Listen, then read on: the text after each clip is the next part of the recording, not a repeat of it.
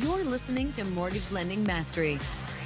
Get the knowledge you need to advance your mortgage practice quickly and efficiently from Jen Duplessis, America's mortgage mastery mentor with over 37 years of experience and over $1 billion in lifetime fundings. Jen has been mentoring loan officers and realtors for over 15 years and speaking on stages across the globe. So settle in and get ready as Jen and her guests share their experience, passion, and strategies to help you crack the top producer code to reach new heights in your business. And now, here's your host, Jen Duplessis, Mortgage Mastery Mentor and head chick in charge of Kinetic Spark Consulting.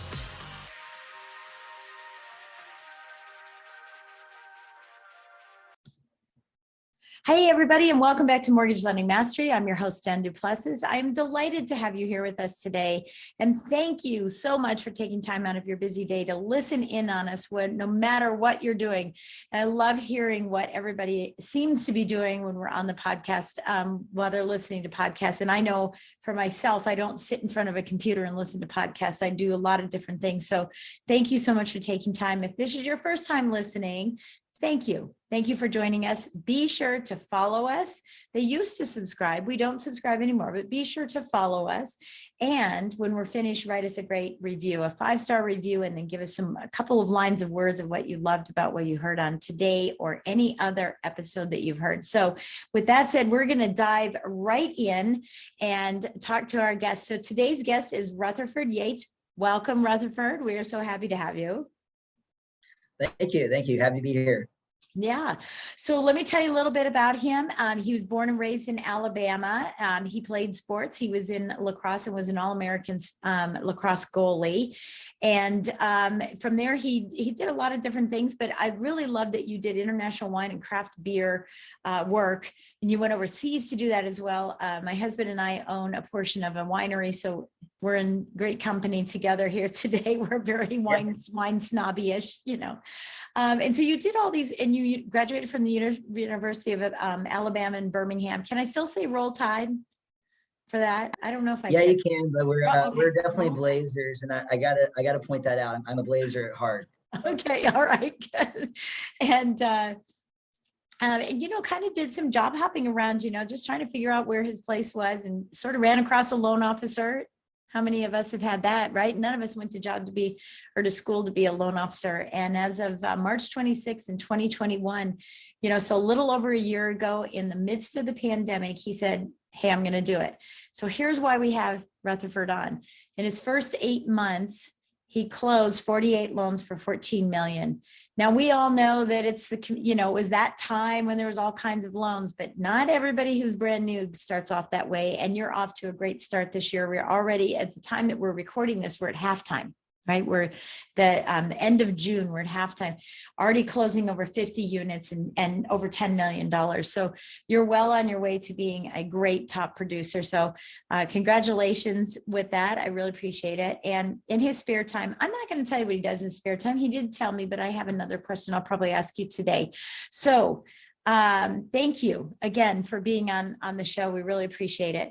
One of the things that I love to do is bring on and have guests that are not only top producers, in the industry, but people that are brand new, people that are struggling sometimes too, to talk about their struggles, because I want others to know that they aren't alone, right? So this is definitely a learning platform. That's why Mortgage Lending Mastery was started 8 years ago. And but I brought you on because you sat on stage at the company that you're with, Assurance Financial. You sat on stage as one of the rookies of the year. And I was speaking at that event, that big sales rally that you guys had that was so wonderful. And my gosh, the food was fantastic. And I was just so impressed by some of the questions that were asked and the way that you answered them. I can't even remember the other rookies there. There were four of you. But I do remember you, and I think what really set you apart for me was that when you first started, and I know you're going to go into detail on this, but when you first started, you did what we used to call in the business the MCI method, which was, one of the telephone companies, right? And it was friends and family, the MCI method.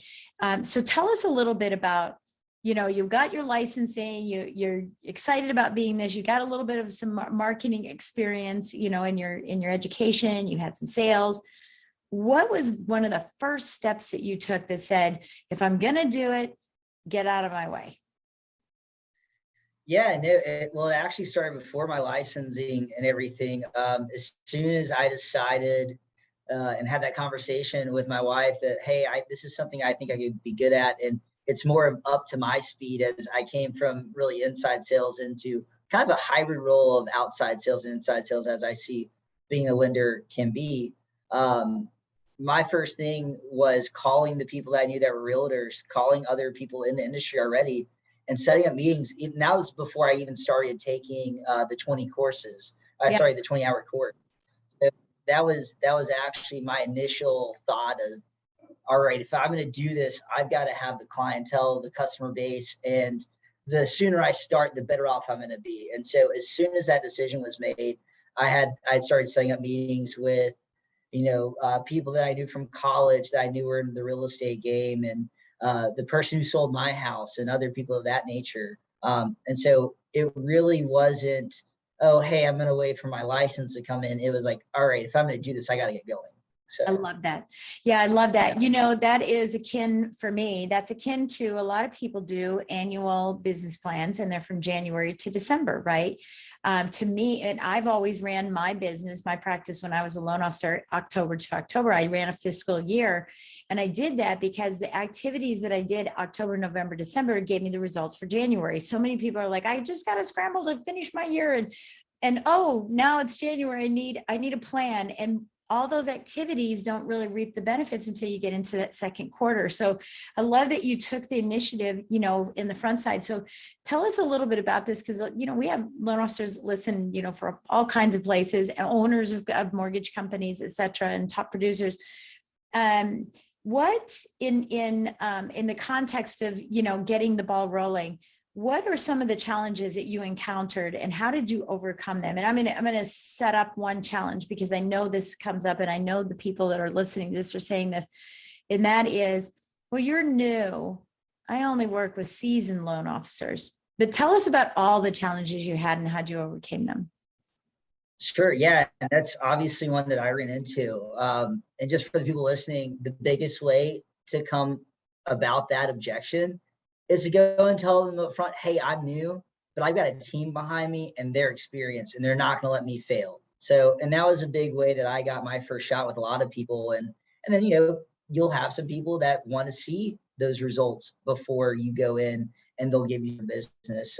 One of my realtors in Louisiana was just like that. I've known her for years, and she would not give me a shot until I had, about 20 loans under my belt. Yeah. I would say, but, besides that objection and everything, the biggest other one that I see out there is just people already having somebody. That's something that, whether you're a seasoned loan officer going after new business or someone new in the space, that you're always going to run into. And there's a really good way to phrase this. And it was pretty much, hey, let me be your backup quarterback. At some point, the guy that you have isn't gonna be able to do what you need them to do. Maybe it's because they're on vacation or something else. But have my number, know that I'm okay with taking the back seat for right now. And when you need, I'm going to be here to answer that call. And so that's kind of how I go about that objection. And I had that same conversation today at lunch with somebody is, hey, they've been a real estate agent for 12 years, right? And I'm like, I know that you're established, you have your people, you tell me what it takes to get that one shot, and I'm not going to let you down. And they were like, no, I've heard good things. It ended up going really well for me. But that's something I think, whether you're seasoned or if you're brand new, it's something that you're always going to have as an objection, is people that already have other people. Yeah. And I love that you didn't come in and say, well, get rid of everybody else. I'm the best, and you need to be me. It's more of an expansion. I love that you said, I'll be your backup quarterback. I used to say, I'll be your lady in waiting. Yeah. Your lone lady in waiting. But I have a follow-up question to that, too. But I do like the fact that you didn't push everybody else down and, and all that. And I've always tried to explain to realtors, it's like having kids, and you have kids. So you don't have kids, you have fur babies, right? But you don't just not like the next one, hey, we got a new fur baby. And so now we don't like the old one. Your heart grows and your business grows. And so I always find it really comical that real estate agents wouldn't want to surround themselves with thousands of loan officers, right? And hundreds of them, and get really good at understanding them. Okay, so let's talk about, so you're in a quarterback in waiting. What are you doing to show value rather than just be in waiting and hoping that they don't forget your number or they don't forget you had that call? You've got to keep yourself top of mind. So what are you doing when you're in that situation, if you're a lady loan and waiting or a quarterback in waiting? Yeah, sure. So I'm practicing, right? I'm practicing day in, day out. I'm going to my other sources and still closing loans, making sure that they see that on my social media, wherever it is, calling them, hey, I just had this crazy loan in Mobile, Alabama, where they went through 3 lenders that couldn't get it done. They finally came to the 4th, and it was me, and we closed it real quick, and everyone's happy, right? And sharing those success stories and doing it not a braggy way or boastful. There's a very fine line between that, but it is saying, hey, I'll take the hard loans, and I also want the easy ones, but I'm there for whatever you need me to be there for, and just being persistent with that message. And honestly, the lunch that I had today, it took me a year to get. And her whole thing, her first thing she said when we sat down to lunch was, you've been persistent. Yeah. And, it hasn't been in a naggy way. It's been, at first it was every couple of weeks. It went to every month, back to reaching out twice a month. And then finally we lined something up. And even when we lined it up, it got pushed back another 2 weeks, but we finally had that. And, just having that persistency and sticking with it, keep practicing, keep top of mind. If you're the person, going back to the whole analogy of if you're the quarterback that's just kind of, halving it and everything, and, people notice that. And so you just got to keep steady. Yeah. Yeah. I love it. So my coach uses the terminology persistent, consistent behavior, behavior. There's persistence. And that can be, coined as sort of arrogance versus, or cockiness versus confidence, right? We know that there's some persistence that can be put in there, but that persistent, consistent behavior helps people understand that this is your modality. This is how you roll. This is how you will show up all the time. And I love that you, you put that in play. Okay. So that's some of the challenges that you overcome, and saying, hey, I'm new and I have to fight for these relationships. Now that you've had these relationships, what are the challenges you're experiencing now in keeping these relationships and keeping yourself in some type of a pecking order, first string, second string, third string, to keep I love football analogies. It's all good. No, it's a great question. Obviously, this is, as you said from the beginning, last year was a very different market than it is this year. And with that comes a lot more competition. Everyone's kind of going around right now trying to figure out how they're going to get more business to make up the business that they lost from all the refinances and everything else. Mm-hmm. And I would just say, I like the term that you just used, persistence, consistence. And it is a lot of that, just, staying top of mind, making sure that they know that what you're talking about, or even a big thing right now is just talking about what's happening in the market with real estate agents, so that they're on the same page, and giving them some wording. Even that's really, I guess, how I add some value is, hey, when your client brings up, rates and how they're skyrocketing or whatever the term may be that the client's using, tell them to call me, or you can tell them this without calling me. And that's going to help you look more like a professional, and bringing that to the table, and really just adding value to those conversations, because it might be a 3, 5 minute, 6 minute conversation, but if I have that little time frame to bring a little bit of value and to help them with their problems that they're having with their clients, to keep their clients in the market instead of getting shied away from everything happening, that's a big win in their book, and it shows, and it helps me stay relevant. Yeah. Yeah. Well, and again, it's that consistent, persistent behavior where, I was just on a coaching call and while we're recording this, the Feds just raised the rates 3/4, the highest, jump that they've ever done. And, we happened to have a coaching call day and I said, okay, so what's the game plan? They said, oh, everybody's going to be calling me. And I said, no, time out. We need to call them. We need to be on the offense, not on the defense, right? We need to be having those phone calls and being what do they call it? Word of wisdom. I'm having a of reason, right? The voice of reason. We need to be the, thank you. There we go. We need to be the voice of reason, right? And the person that said, hey, I know we have, your approvals. And I know that a lot of loan officers right now, and not excluding realtors, they don't have pre-approvals out there, but they're working with clients that are out looking and looking and looking. This is the time that we have to demonstrate that consistent, persistent behavior and saying, hey, I'm reaching out to you, letting you know what this means in the market, helping you understand what it really truly means and how it impacts that pre-approval that we have, whether it does or not. And that type of value add is super important too, to call a real estate agent and say, hey, FYI, everybody that we have pre-approvals, I've already talked to them. And one of my clients said, well, that's a lot of conversations. I said, well, then do one mass video and say, hey, look, I'm sorry it's a mass video to everybody, but I want all of my clients to understand what's going on and what just happened. And so if you have questions, give me a call. If we haven't talked for 3 or 4 weeks, give me a call. Let's make sure everything's still on board. And because you're going to get the calls anyway. You're going to get them anyway. Yeah, exactly. But you lose when they have to call you, right? And I love that. Okay, so last year, what do you think was the number one thing that made you so successful? And I'm going to have a follow-up question. I'm going to tell you what that question is right now. But what did you do last year? And you said, okay, now I've mastered that. What are you doing this year that's different? Okay. Ooh, that's a tough one. A little bit of luck last year, to be honest. And a lot of being just persistent and consistent. It really comes back to that as far as reaching out to people and being, I think one of the big things that I did to help my success was just being over communicative when I have people under contract, whether that be with the borrower or my client, or whether that be with the agent. And that really, I think, is something that I mastered, and to get a feel for when people need me and when they didn't need me is big. Yeah.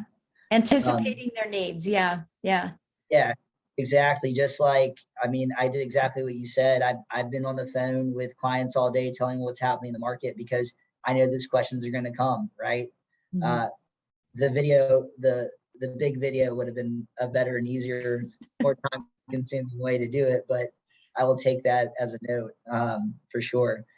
For the second part of the question, that is a great question. I don't know if I figured out what it is this year so far. I think I'm having a lot of carryover from all of the work and the hard work and time that I put in last year. I would say a big difference, and something that I remember from what you said in our conference, was about when you went to Europe for a month and didn't work at all. And that's something that I think that's a big goal that I've worked on personally for my personal life, is setting those boundaries.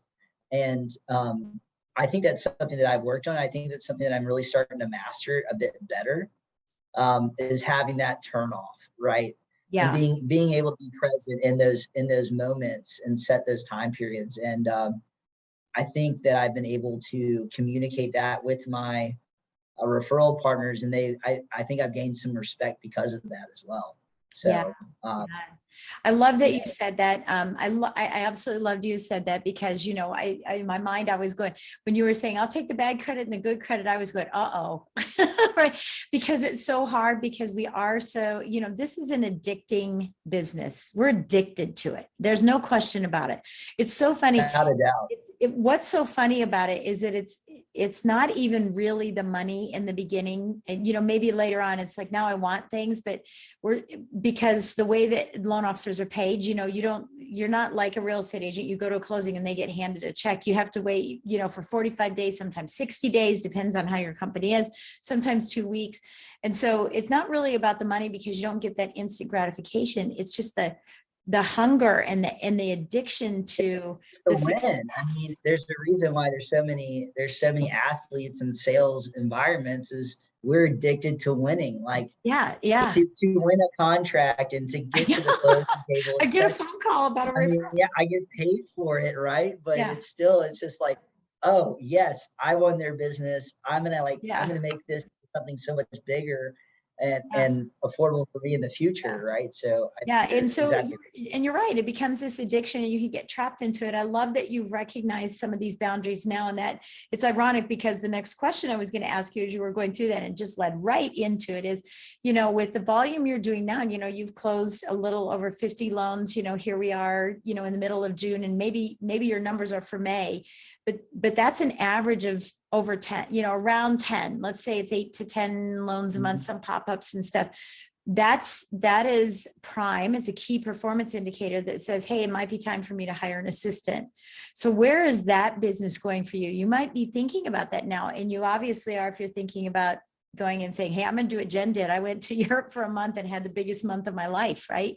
So where are you in that process now in thinking about having someone to support you? So I do have LOA. I've had an LOA for really since June of last year. So it's been about a year since I've had an LOA, and tremendous help. Obviously, it's something that when I got an LOA last year, because I'd started to do so much business. Once I got an LOA, it freed up about probably 70% of my day, and that was 70% of my day that I didn't have before. As far as, I'm thinking about possibly bringing on a virtual assistant to help me organize a little bit better. It's something that's definitely the thoughts. I think I'll probably have at least until 2023 for any movement on that happens. But to continue to grow at the size that my business is growing, I know that there's going to have to be some giving up a little bit of what I'm making so I can continue to grow. Right. Yeah. So. Yeah. It's like walking to the box and I say, hey, there's $500,000 in this box, but in order to get it, you need to give up 50. Are you okay with that? Because exactly. actually that second hire does elevate you into just a higher, income brackets. And so the sooner you can get that person on, the faster you can move forward. There's no doubt about it. Yeah, I absolutely love that. So tell us a little bit about the culture, not the culture of your company, but the culture of the relationship that you have with others in your office. How have they helped you get to where you are? How are they helping you go to the next level? And how are you reaching back down and helping others that are just coming in? Sure. Yes. I mean, I definitely, my success is from the people in my office in our Birmingham branch. Starting out with Savannah Funderburg and Alex Ravenhorst, our two LOAs in our Birmingham office. I mean, they pretty much taught me the ropes of how to do all of everything on the computer, right? Without them, I'd be completely lost. And how they set it up and how they taught me how to set up myself is definitely a part of how I've been able to manage my time. And then as far as the other LOs in the office, when you start and you get into Encompass or whatever your software is, you're looking at the 1003 like, oh my gosh, I'm never going to remember all this. So the first, and now it's so much longer than it used to be. So many more. But now, to start off, I was obviously getting a lot of help everyone was answering my questions, and now it is really everyone's just spitballing ideas and everything off of each other. I help some of the seasoned loan officers in here. I've talked to my boss, Eric Kelly, multiple times a day and pop into his office. Hey, got a question. Right. Yeah. And, and then every once in a while I'm able to teach him something or something that I know that he doesn't. And so that's really great. It's a really great office environment. As we like to say, it's kind of like Mad Men, people yelling across the hall, hey, who's dealt with this? Who's dealt with that? Right. But it is fun. And I've always kind of been a teacher in a sense, with whatever role I'm in. And I love doing it. With some of the new hires that we've had come on, I make myself available to them to answer their questions, because if no one's going to teach it to them, then how are they ever going to learn? Right. And I came from the same place. Someone had to teach me. And so it's more of a paying forward kind of attitude that I like to think of it as. Yeah, I love that. I love that. Okay, so one of the last questions that I want to ask you is about community and about charitable contribution. We're obviously in different age brackets. We're different, categories as they call it. All these categories. I'm a baby boomer. Although it's really funny, if I had been born like 40 days later, I'm not a baby boomer. I'm a Gen Xer, so I don't really have a lot in common with baby boomers, right? I don't have very much in common with them, but. So you're, being a millennial, being in that, the Gen Z and the Gen Y and the, all those different categories, which we now know we have 5 different generations working in the offices today. And that's why I was asking about culture, because that's part of it. Right. One of the things that is so powerful right now is community involvement, right? And demonstrating that you're giving back. You said pay forward, right? But giving back to people and helping out. So in your practice, what is it that you do that pays forward in the charitable world? I can't think of the other word now. So, it's one of those things. I want to say non-fundable, which isn't even a word. Right. But in the charity world, what are you doing to show that and demonstrate that to your community and your clients and referral partners? Sure. So obviously, as you know, Assurance Financial is a huge contributor to St. Jude. Yeah. So that's something I participate in. That's our company philanthropy. On the side of that, what I do personally, I team up with an old client of mine from the wine days. He used to own a bar. He owns a few gyms around town, and a couple other businesses. And really, he and I have kind of teamed up to go out there after philanthropies together, as far as whether it's feeding firefighters or police officers and doing those types of things in the community, as well as we've tossed around a few ideas for the women's shelter in Birmingham and helping to donate some stuff to them. That's something that's in the works right now. And he and I have had some conversations about it and how whatever I want to do, he's like, I'll match it. You just tell me, what I need to do for it. And so I like to team up. I'm more of a let's do it together instead of let me do it by myself kind of person. And that's in a lot of aspects of my life, but especially with going towards philanthropic events. I know that I can make a bigger impact if I have someone with me doing it, right? Especially if we're doing so. Yeah, I love that. I love that. Yeah. And I do remember I was there when you guys, wrote that big check to St. Jude's and they had everybody there. I thought it was, absolutely wonderful. And I love that you're taking it beyond just what your company can do. There's a lot of people that say, well, my company does it, so that means I do it. But, it really does take a special person to, want to donate their time and give their time, to communities, to volunteer, to be on a board, to take, that extra time to do that. And I think, it's wonderful. So I commend you for doing that. Okay. So here's my last question for you. If we wanted to visit you in Birmingham and we were going to spend a whole weekend with you, tell us what we would be doing. Introduce us to Birmingham and to your lifestyle. Yeah, so I'm a huge foodie, as I am. It comes kind of with the wine background and everything. They go together. I enjoy. Go together. Yeah, I mean they really do. Personally, I like to take my dogs to the dog park, doing stuff with them. That's always a good morning thing before it gets too hot. But during the daytime, it's going to a couple breweries, checking out some of the really hot spots. As Birmingham's become a big food scene, we just had a restaurant down the street from my house get a James Beard Award yesterday. So there's a lot of really fun, little cool spots. If it's on a Saturday, we're going to the farmer's market. I mean, that's just really where the fun is on a Saturday morning and checking out kind of what's happening around town. So I really like to show people, hey, we have this huge food scene. You got to check it out and get one thing at each restaurant and kind of hop around like that. I think it's a fun thing to do. So it's like bar hopping, but with food. Yeah, exactly. One little thing. Yeah. And so you get full. Get a small drink here or there if you want, right? Right. You get full instead of something else. Yeah, I love it. Well, I love Birmingham. And when you're listening to this and you have never been to Birmingham, it's absolutely beautiful. I think a lot of people think it's flat. Now, when you go to Alabama, when you go over to Tuscaloosa, it's very flat. Birmingham is not. It is absolutely gorgeous. It is a beautiful, beautiful place. It's in fact, I can't even say it's mountains. It's just like this big rock formation that's there, like a couple big rock formations. Well, I mean, we've got mountains kind of, but not compared to Colorado. I would say we more have like mountains everywhere. Yeah, well, so. I know. And when I go home to Colorado, I'm reminded that what I think our mountains here in Virginia are just hills. Right? They're just hills. So I love that. I love it. What would you like to leave with our listeners, those that are listening who, and you can really spread this out of the whole time, speak to a brand new person or speak to someone who's bringing people on and what you would like for them to help them with. Speak to whatever category you want, but speak directly to the people that are listening to this podcast who are loan officers and even realtors. What would you like to leave them with? You got to make the dials. I mean, that's the biggest part to success. It's something it took me a long time to believe, but the more dials you make, the more you're going to have in return.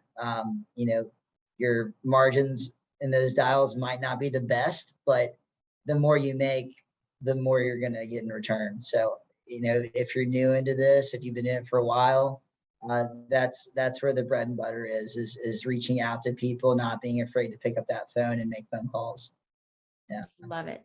I love it. Well, again, thank you so much, Rutherford, for coming on and being part of this. We really appreciate it. And as I had told you, I wanted you on the show instantly. I grabbed you as you came off the stage. I'm like, get over here. I want to have you on the show. And I wish you the best success as time goes on. And we'll be in touch again because we do some things called Beyond the Podcast, and we bring people back and say, where are they now? What's happening now? So the pressure's on. The pressure's on when we bring you back. Right?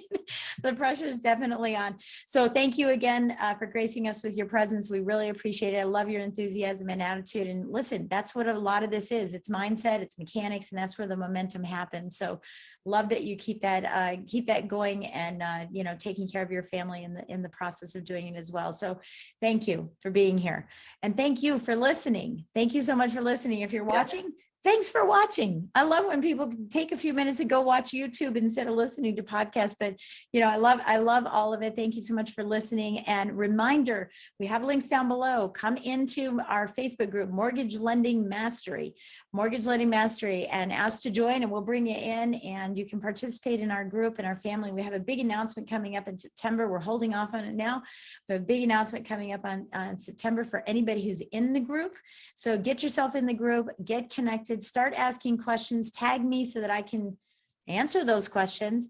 And then just a last reminder is that we have our next Cracking the Top Producer Code coming up September 12th, 13th, and 14th in Miami. We'll hope that there's no hurricanes at that time, but the weather will be beautiful. We know that. We hope to see you at Cracking the Top Producer Code, and we have a link in there as well for you to get registered. Bring your entire group of professional partners, right? Whoever your referral partners are, it's not specific to this particular industry. So bring everybody, bring your team, let them learn alongside of you, and you'll have something to talk about on the backside. So again, thank you so much for listening to us today on Mortgage Lending Mastery, and we will see you on the next episode. Thanks for listening to Mortgage Lending Mastery. Be sure to subscribe to hear more sales tips, ideas, strategies, and tactics to help you with your personal and professional growth to multiply your results in record time. And if you like what we're doing, don't forget to give us a rating and review so we can continue to bring you the best content possible.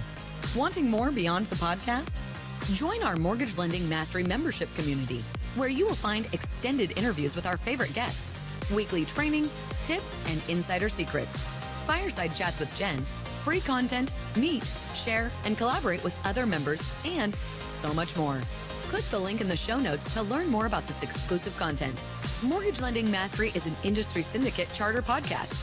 Industry Syndicate is the first podcast network specifically for the mortgage and real estate industries.